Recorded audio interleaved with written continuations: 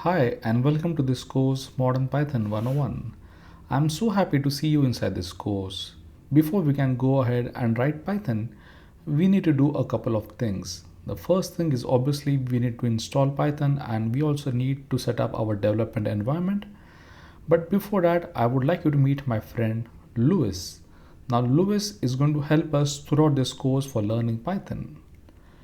Before you can do anything else, I want you to go ahead and download all of the source code for this entire tutorial.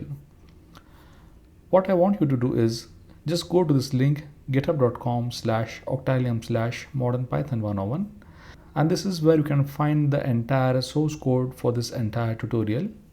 You can just click on code and just click on download zip to download all of the files in a zip format, or if you are using GitHub, you can simply use this link to clone the repo. After you have downloaded all of the files, this is how it's going to look. So let me open up my readme and just let me open up in my preview mode. Okay, so this is how all of the files and the folders would look like. Now please keep in mind that on my machine I could have a couple of more additional folders just for the sake of helping me throughout the tutorial. But overall, this is how it's going to look in your machine as well.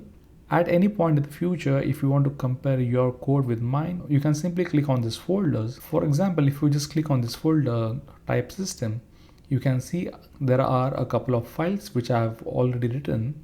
For example, just click on this file variables and you can see all of the code is right over here. If you want to see the sequence in which we are going to learn all of these files, then you can simply click on readme and here you can find the sequence. For example, in this one, the first file would be your variables, the second one would be variable rules, which is right over here, and so on. Well, that's it for this video. In the next video, we are going to download and install Python on your machine.